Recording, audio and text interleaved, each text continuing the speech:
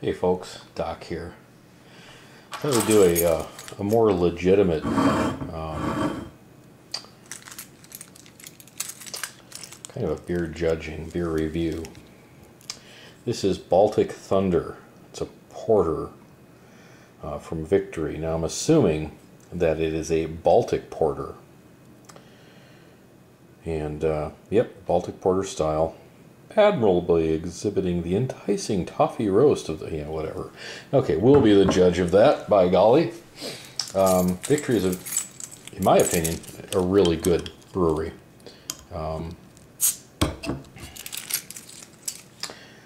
Always carry it with you. I believe in preparedness.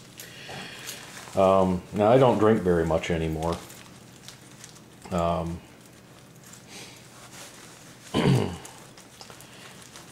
Because drinking can be too much of a deal in your life. You can do too much of it and it's just not good for you. But I do occasionally have a drink, and let's see how this turns out here. I don't really like the size of the bottle, but hey, that's life. It is what it is. I would prefer a much smaller beer. Ooh, that's right to the top. Maybe a little over. That's okay.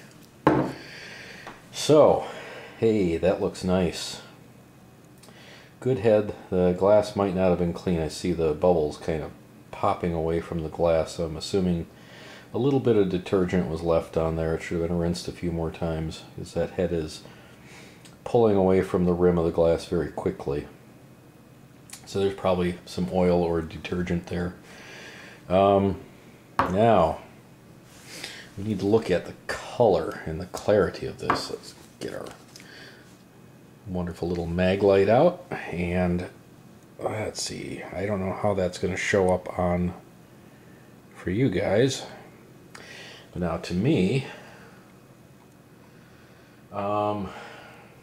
hopefully it's not the glass. Let's see. Now it's a little bit on the cloudy side. It's got the right color. Dark reddish copper to opaque brown. This is definitely not opaque. Let's see if we can see light through it. Yeah, you can see light through it. That is definitely not opaque. So it's on the right. It's the right range of color for this style of beer.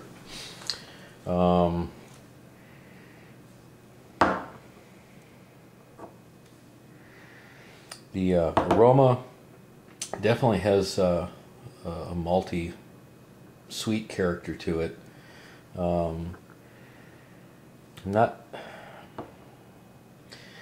It's not flowery. I wouldn't call it flowery. It's probably fruity. I have a little bit of a cold, so I'm a little bit off. But it smells good.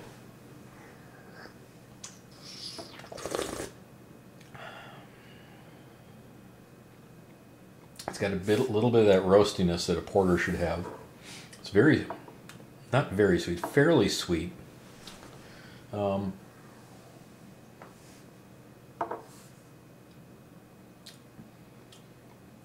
It's not chewy like an imperial stout would be. So it's not super thick, super sweet.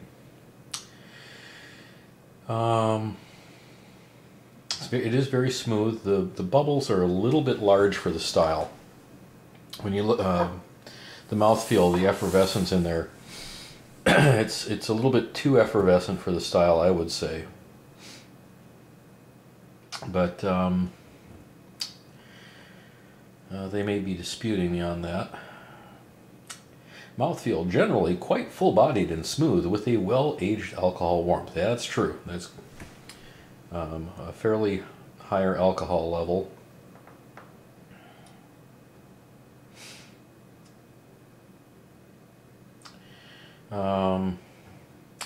Now they say medium to medium high carbonation, and I guess that certainly fits.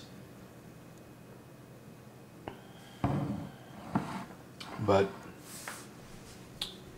For me, I would prefer it to be a little bit more towards the medium low end, but that's just me.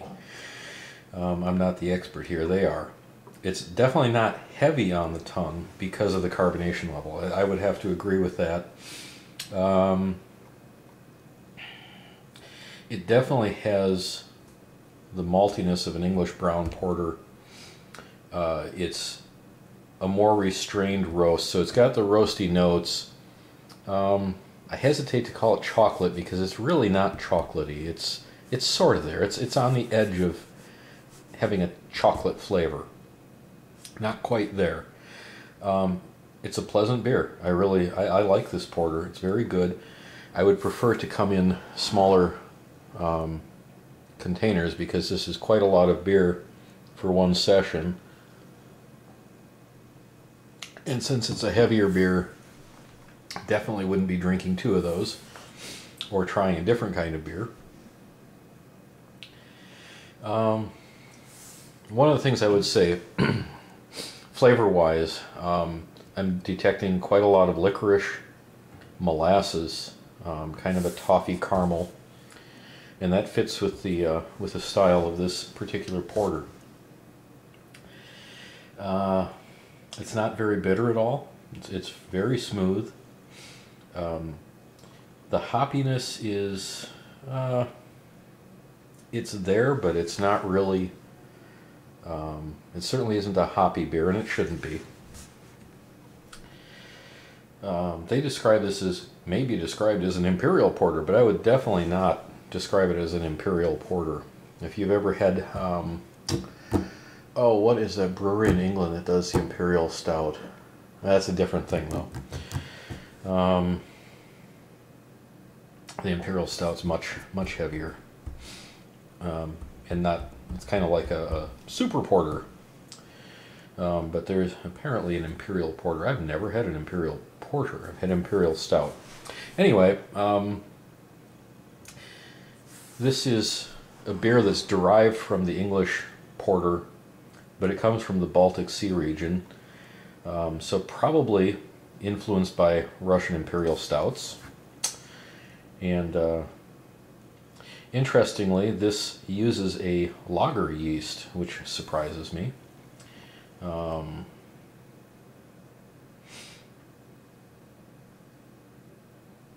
it's if they do use an ale yeast, they say that it's cold fermented, which would make sense because they're looking to lower the contribution of the flavoring from the yeast. An ale yeast grown at ale temperatures would probably impart a lot of flavor to this that they're not looking for. So if they use the lager yeast at a colder temperature, they're going to eliminate those flavors, and it will principally be coming from the malt and the little bit of hops that gets put in there. Statistics.